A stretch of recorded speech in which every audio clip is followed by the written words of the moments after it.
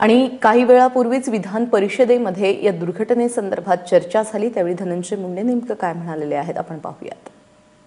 पण सगळ्यांना द्यायला लागेल का सन्मान? नाही सभापती महोदय, या ठिकाणी आपण विनंती केली संबंध सभागृहाला आणि मंत्री महोदयाला घटना ठिकाणी जायचं होतं म्हणून त्यांचं निवेदन सभापती महोदय अगोदर घेतलं।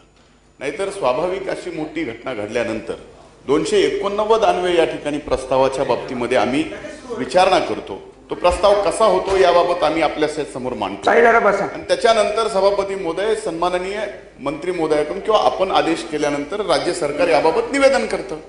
आता यात निवेदन अगोदर झालंय, पण सभापती महोदय ही घटना ज्यावेळेसपासून झाली, मी सदनात सुद्धा सन्माननीय मुख्यमंत्री इथं असताना सांगितलं की मी सुद्धा 1:30 वाजल्यापासून या घटनेच्या बाबतीमध्ये माहिती ठेवून होतो सभापती महोदय।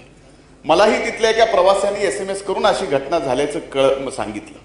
सभापती महोदय, ही घटना दुर्दैवी आहे, मला कुणावरही टीका या ठिकाणी करायची नाही, पण सभापती महोदय 100 वर्ष जर त्या पुलाला झाले असतील आणि मे महिन्यामध्ये जर त्या पुलाच्या बाबतीमध्ये तो वापराच्या बाबतीमध्ये आणखीनही उपयोगात येऊ शकतो अशा बाबतचा जो रिपोर्ट दिलाय त्या रिपोर्टमुळेच सभापती महोदय ही सर्वात मोठी घटना या ठिकाणी घडली।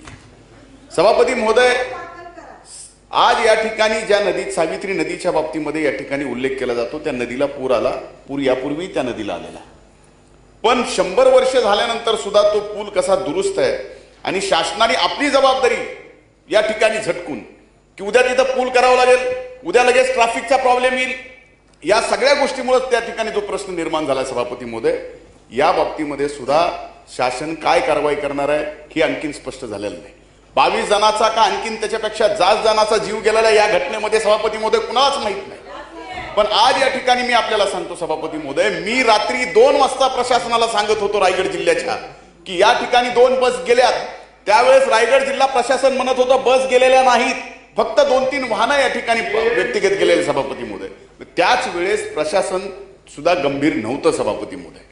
म्हणून माझं या ठिकाणी एवढंच सांगणं सभापती महोदय की या संबंध प्रकरणाची न्यायालयीन चौकशी व्हावी। आम्हाला सरकारवर या ठिकाणी हेतू आरोप करायचा नाही, या घटनेच्या बाबतीतही आम्हाला काही या ठिकाणी बोलायचं नाही, पण सभापती महोदय सदन चालू आहे आणि सभागृह चालू असताना या ठिकाणी आपण सन्माननीय त्या खात्याच्या मंत्र्यांना इथं निवेदन करायची परवानगी दिली, पण सभापती महोदय या सदन चालू असताना मुंबईमध्ये पावसाळी अधिवेशन चालू असताना दोन्ही सभागृह अशी एखादी घटना घडते आणि तिथं मात्र सन्माननीय एकनाथ शिंदे माध्यमांच्या समोर त्या ठिकाणी त्या रोडवरच्या सगळ्या पुलांच्या ऑडिट करण्याच्या बाबतीमध्ये घोषणा करतात। सभापती महोदय, हा आमचा अवमान आहे, ह्या दोन्ही सदनाचा अवमान आहे, हा विधिमंडळाचा अवमान आहे।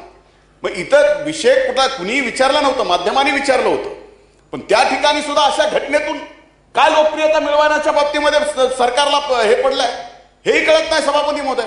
मग या घटनेच्या बाबतीत आम्ही गंभीर आहोत, सरकारने सुद्धा तेवढंच गंभीर होणं आवश्यक आहे सभापती महोदय। पुन्हा या राज्यात अशा प्रकारच्या घटना घडू नयेत याबाबतही पावलं उचलले पाहिजेत आणि या पूर्ण प्रकरणाची चौकशी, न्यायालयीन चौकशी या ठिकाणी सभापती महोदय सरकारने लावली पाहिजे।